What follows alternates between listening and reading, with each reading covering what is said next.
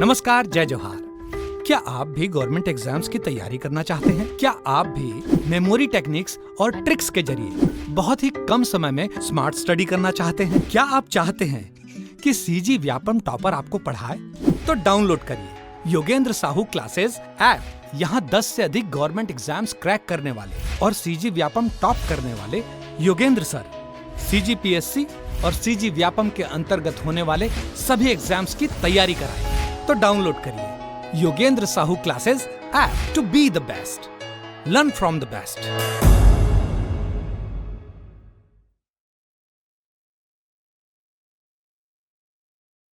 स्वागत है आपका योगेंद्र साहू ऑनलाइन क्लासेस में।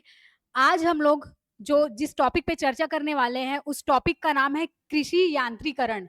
और जो ये कृषि यांत्रिकरण टॉपिक है उसके अंतर्गत हम लोग ये भी देखेंगे कि जो सरकार है, गवर्नमेंट है, उन्होंने एक उप योजना लेके आए हैं जिसके तहत क्या कर सकते हो आप, कृषि यांत्रिकरण के तहत आप लोग बड़ी बड़ी जो मशीनें होती हैं उनको आप लोग खरीद सकते हो। उसके लिए क्या करेंगे, जो गवर्नमेंट है, जो सेंट्रल गवर्नमेंट है, वो आपको सब्सिडी देगी, जिसमें आप 50 to 80% गवर्नमेंट आपको क्या देगी, सब्सिडी देगी। तो आप लोग क्या कर सकते हो, बड़ी मशीनें जैसे हार्वेस्टर, रोटा, ये सब आप लोग क्या कर सकते हो, ले सकते हो। ठीक, तो उस चीज को आज हम लोग चर्चा करेंगे और कौन सा ऐसा उपयोजना है जिसको गवर्नमेंट लाए हैं उसको भी हम लोग देखेंगे। उसको एस मैम करके बोलते हैं। कब से लेके आए हैं, 2014-15 से लेके आए हैं। तो उसको आज हम लोग डिटेल से देखते हैं। तो देखिए, फर्स्ट पहला पहला जो टॉपिक है हम लोगों का क्या है, कृषि यांत्रिकरण है ना। तो कृषि कार्यों में मशीनों का प्रयोग करके कृषि कार्यों को बढ़ावा देना व उसके उत्पादकता में वृद्धि करना। देखिए, सबसे पहले हम लोग क्या देख रहे हैं, कृषि यांत्रिकरण होता क्या है। तो कृषि यांत्रिकरण क्या होता है, जिसमें जैसे हम कृषि कार्य कर रहे हैं तो कृषि कार्य को हम लोग और अच्छे तरीके से कर ले, उत्पादन अधिक हो, है ना। तो इन चीजों के लिए अगर हम लोग यंत्र यूज करेंगे, है ना, जैसे मशीन यूज करेंगे, तो वही बोल रहा है कि मशीनों का प्रयोग करके आप क्या कर सकते हो, कृषि कार्यों को, क्या चीज, कृषि कार्यों को बढ़ा सकते हो, उसके उत्पादकता में, कृषि के उत्पादकता में क्या कर सकते हो, वृद्धि कर सकते हो। इसी को क्या बोलते हैं, कृषि यांत्रिकरण बोलते हैं। ठीक, इसको स्क्रीनशॉट मार लीजिए। अब चलते हैं नेक्स्ट स्लाइड में। दूसरा देखिए, कृषि यांत्रिकरण आयोजन हेतु, मतलब कृषि यांत्रिकरण कैसे एक मध्यम वर्ग का जो किसान है उसके पास भी पहुंचाया जाए, है ना, क्योंकि वो उतना बड़ा मशीन तो खरीद नहीं पाएगा, क्योंकि खरीदने के लिए उसको क्या करना पड़ेगा, लोन लेना पड़ेगा या कुछ भी। तो गवर्नमेंट क्या करती है, उसकी सहायता के लिए उसको सब्सिडी प्रदान करती है। तो इस प्रयोजन के लिए क्या लेके आए, एस मैम करके एक कृषि यांत्रिकरण प्रयोजन लेके आए, जिसको जिसको कब से लेके आए, 2014-15 से लेके आए। अब देखिए, इसका फुल फॉर्म क्या है, एस मैम का फुल फॉर्म क्या है, सब मिशन ऑन एग्रीकल्चर मैकेनाइजेशन। क्या है, सब मिशन ऑन एग्रीकल्चर मैकेनाइजेशन। इसको हिंदी में क्या बोलेंगे हम लोग, कृषि यांत्रिकरण पर उप मिशन। कि कृषि यांत्रिकरण मध्यम वर्ग के किसान है उनके पास कैसे पहुंच पाए, ताकि वो लोग क्या करें, जो कृषि कार्य है उसको अच्छे से करके अपनी उत्पादकता में क्या कर ले, वृद्धि कर ले। तो इसको भी आप लोग स्क्रीनशॉट मार लीजिए। फिर हम लोग चलते हैं नेक्स्ट स्लाइड में। अब देखिए, नेक्स्ट स्लाइड में क्या बोल रहा है कि एस मैम क्या है, उसी को पूरा दिखाया, मतलब बताया गया है। यह जो है एस मैम एक सरकारी योजना है। क्या है, सरकारी योजना है जो किसानों को कृषि मशीनरी खरीदने के लिए सब्सिडी प्रदान करती है। किसानों को क्या है, मशीनरी खरीदने के लिए क्या करती है, सब्सिडी प्रदान करती है। तो इस पेज को भी आप लोग स्क्रीनशॉट मार लीजिए। अब चलते हैं नेक्स्ट स्लाइड में। यह केंद्र सरकार की योजना है। किसकी योजना है, सेंट्रल गवर्नमेंट की। किसानों को कृषि मशीन खरीदने के लिए कितना फीसदी 50 से 80% तक का सब्सिडी का लाभ प्रदान किया जाता है। कितना, 50 से 80% का क्या करते हैं, सब्सिडी प्रदान करते हैं, क्या खरीदने के लिए, कृषि यंत्र, कृषि मशीनरी। अब चलते हैं नेक्स्ट स्लाइड में। एस मैम, इसके तहत कंबाइन हार्वेस्टर, है ना, जैसे आधुनिक, जैसे बड़े बड़े होते हैं ना, हार्वेस्टर हो गए, कंबाइन हार्वेस्टर हो गए, हम लोग रोटर हो गए, जैसे आधुनिक मशीनों पर सरकार कितने 11 लाख तक की सब्सिडी, कितने 11 लाख की सब्सिडी, और ऐसा देखा जाए तो 50 से 80% तक का सब्सिडी गवर्नमेंट देती है कि आप बड़ी जो मशीनें हैं, कृषि मशीनरीकरण है, उसको आप खरीदो और अपनी उत्पादकता में क्या करो, वृद्धि करो। अब देखिए, जो कृषि मशीनीकरण है उसका स्तर कहाँ पे सबसे अधिक है, कौन से देश में अधिक है, जहां पे जो कृषि है पूरे मशीन के सहायता से हो रहा है, उत्पादन वहां पे अधिक हो रहा है। तो सबसे पहले क्या आ जाता है आपका यूएसए, क्या आ जाता है यूएसए में, अमेरिका में आपका 95% मशीनीकरण है, कृषि पद्धति जितनी भी है मशीनीकरण है, वहां पे कृषि जो होती है पूरे मशीन की सहायता से होती है, ठीक 95%, कितना 95%। वही ब्राजील आपका दूसरे नंबर पे है, ब्राजील जो है आपका वो कितना 70 से 75%, कितना 70 से 75% वहां पे कृषि मशीनीकरण हो गया है कृषि कार्यों को करने के लिए। अब रहा हमारा इंडिया, है ना, हमारे इंडिया में कितना 40 से 45% ही मशीनीकरण हुआ है, सिर्फ 40 से 45% लोगों के पास ही क्या है मशीनीकरण है, मशीन है जिससे वो लोग क्या करते हैं कृषि करते हैं। बाकी अधिकतर लोग आज भी पुरानी पद्धति को अपनाते हैं, लोग अन्य वर्कर जो अन्य जो वर्कर होते हैं उनको रख के उनके उनके द्वारा काम करवाते हैं, मशीन का यूज नहीं करते, आदमियों का उपयोग किया जाता है काम करने के लिए कृषि कार्यों के लिए, ठीक। तो ये वाला भी आप लोग स्क्रीनशॉट मार लीजिए। अब चलते हैं नेक्स्ट स्लाइड में। अब देखिए कृषि यांत्रिकरण होगा तो हमको लाभ भी है, साथ साथ उसकी सीमाएं भी हैं, सीमाएं को एक तरीके से नुकसान भी बोला जा सकता है, ठीक, लाभ भी है और सीमाएं भी हैं। देखिए जैसे मान लीजिए कृषि यांत्रिकरण होगा हमारे यहाँ, तो यहाँ पे क्या है बहुत सारे लोग क्या है कृषि के माध्यम से उनको रोजगार मिला हुआ है ना, जीवन यापन उनका कृषि के माध्यम से ही हो रहा है। मान लीजिए अगर कृषि यांत्रिकरण हो गया तो वो लोग फिर बेरोजगार हो जाएंगे, एक तरीके से देखा जाए तो जितने भी वर्कर हैं खेती में काम कर रहे हैं, खेत में काम कर रहे हैं ना, तो जब यांत्रिकरण हो जाएगा पूरा मशीन के सहायता से ही होने लग जाएगा तो वो लोग क्या हो जाएंगे बेरोजगार हो जाएंगे। वैसे भी यहाँ पर मौसमी बेरोजगारी और आपका प्रच्छन्न बेरोजगारी तो व्याप्ति है, और ये क्या हो जाएगा और एक बेरोजगारी बढ़ जाएगा। तो एक तरीके से लाभ के उद्देश्य से और सीमाएं क्या है उसके पर्पज से हम लोग क्या करते हैं इसको कंपेयर करके देख लेते हैं कि भारत में अगर मशीनीकरण होता है तो अगर पूरा मशीनीकरण होता है तो क्या फायदे हैं क्या नुकसान। तो देखिए पहला, प्रति हेक्टेयर उत्पादन में वृद्धि। आज जितने हेक्टेयर में उत्पादन हो रहा है उसमें क्या है प्रति हेक्टेयर उत्पादन में क्या हो जाएगी वृद्धि बढ़ जाएगी मशीनीकरण होने से। दूसरा पॉइंट, कम समय कृषि कार्यों का संपन्न कराना। देखिए खेत में फसल उगाएंगे वो तो समय लेगी, जितना फसल लेती है पकने में उतना उतना टाइम लेगी, लेकिन जो क्या बोलते हैं जो काम करने में ज्यादा समय लग रहा था वो काम जल्दी से हो जाए मशीनों की सहायता से।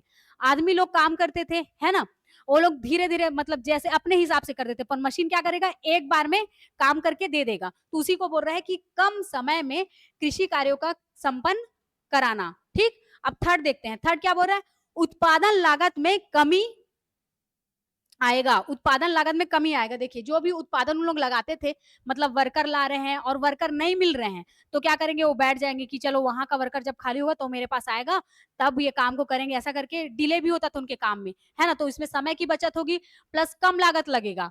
पर मजदूर के हिसाब से जो दे रहे थे एक बार मतलब मशीन खरीद लिया भले वो, है ना, पर हर बार क्या है मशीन की सहायता से वो काम कर लेगा, ठीक। तो इसलिए बोल रहा उत्पादन लागत में भी क्या आ जाएगा कमी आ जाएगा।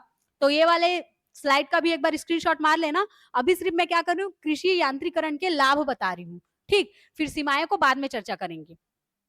अब चलते हैं नेक्स्ट स्लाइड में। अब नेक्स्ट स्लाइड में क्या बोल रहा है, चौथा पॉइंट, कृषकों की आय में वृद्धि होगी। जब कृषक है उन लोग कृषि यांत्रिकरण की सहायता से खेती करेंगे, है ना, तो क्या होगा उत्पादन उनका ज्यादा होगा, है ना, उत्पादन में वृद्धि आएगी और उन क्या चीज है उनके आय में भी वृद्धि होगी, है ना। उत्पादन में जो लागत लगेगा उसमें कमी आएगी और वृद्धि होगा उत्पादन में प्लस उनका आय भी क्या होगा बढ़ेगा।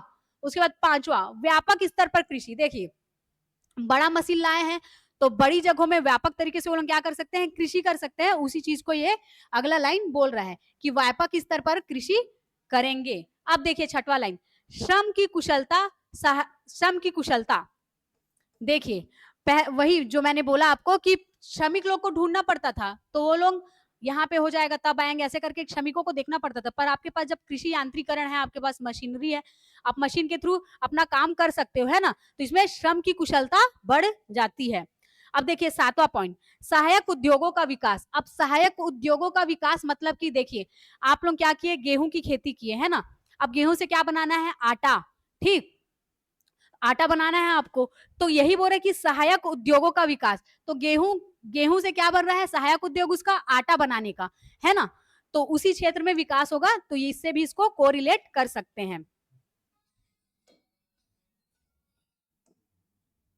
तो इतने 7 पॉइंट थे आपका, ठीक, 7 पॉइंट किसके थे आपके लाभ, कृषि यांत्रिकरण होने से क्या-क्या लाभ होगा भारत में उसको। अब एक बार हानि के पर्पज़ से, सीमाएँ के पर्पज़ से हम लोग देख लेते हैं। देखिए, कृषि यांत्रिकरण की सीमाएँ, लघु जोत का होना, यहाँ पे जो कृषि क्षेत्र है वो क्या है? अब बहुत सारे किसानों के पास लघु है ना? और उसके बाद दूसरा बेरोजगारी का बढ़ना, बेरोजगारी कैसे बढ़ जाएगी? हर चीज़ कृषि यांत्रिकरण मशीनरी की सहायता से होने लगेगा, तो जो लोग इस कार्य से जुड़े हुए हैं, कृषि कार्य से, वो लोग क्या हो जाएँगे? बेरोजगार हो जाएँगे, क्योंकि हर चीज़ मशीनों से होगा तो। तो वही बोल रहा है कि बेरोजगारी बढ़ जाएगी। अब तीसरा ऑप्शन, पूंजी साख का अभाव। देखिए, सब्सिडी से आप कृषि यांत्रिकरण तो ले लिए, मशीनरी ले लिए, पर आपके पास पूंजी साख ही नहीं है, मतलब कि पूंजी और उसको आगे जैसे मेंटेन कराना है आपको, है ना? तो उसके लिए आपके पास पूंजी का अभाव है। और मान लीजिए सब्सिडी नहीं ले रहे हो, उसको खरीदना ही है बिना सब्सिडी के, तो भी आपके पास पूंजी नहीं है, गिरवी रखने के लिए कुछ चीजें नहीं है, तो ये भी क्या है? कृषि यांत्रिकरण की सीमाएं हैं। तो यहाँ से 3 देख लिए, अगला आप देखते हैं नेक्स्ट स्लाइड में। देखिए अगला, अशिक्षा का होना। यहाँ पे जो अशिक्षा का होना, इसका पर्याय आपका कृषि से संबंधित है। मतलब कृषि के क्षेत्र में आपको उतना ज्ञान नहीं है कि इसको अब, मतलब अब के युग में कैसे बढ़ाया जाए, कैसे कम क्षेत्र में भी अधिक उत्पादन किया जाए। जैसे कि हम लोग देखते हैं कि भारत में 1 हेक्टेयर जगह है, फिर भी उत्पादन कितना हो रहा है? आधा हेक्टेयर। वहीं चीन के पास आधा हेक्टेयर जमीन है, पर उत्पादन कितना हो रहा है? 1 हेक्टेयर, है ना? वो कम जमीन में भी ज्यादा उत्पादन कर रहे हैं, हम ज्यादा जमीन में भी कम उत्पादन कर रहे हैं। तो इस चीज को ये बोल रहा है कि अशिक्षा का होना। ठीक। अब उसके बाद अगला, ईंधन की कमी या उसके मूल्य की अधिकता। देखिए, मशीनीकरण तो खरीद लिए, अब उसको चलाने के लिए ईंधन लगेगा, डीजल लगेगा या पेट्रोल लगेगा, जो भी। तो उसमें ईंधन कैसे लाए? अब सब्सिडी से तो खरीद लिए, अब उस ईंधन को भी लाना पड़ेगा, तो उसके लिए भी उनको देखना पड़ेगा, सोचना पड़ेगा। उसके मूल्य की अधिकता, और उसके मूल्य में भी अधिकता है कि कैसे खरीदे हम लोग ईंधन, तो ये सब चीज भी इसकी सीमाएं में आ जाएगी। किसकी? कृषि यांत्रिकरण की। अब देखिए, पशु शक्ति का आधिक्य। हमारे यहाँ कृषि जो होता है, पशु का आधिक्य है उसमें, है ना? जनरली आज भी गांव में जो खेत है, उनकी जुताई किसके द्वारा की जाती है? पशुओं के द्वारा, बैलों के द्वारा किया जाता है ना?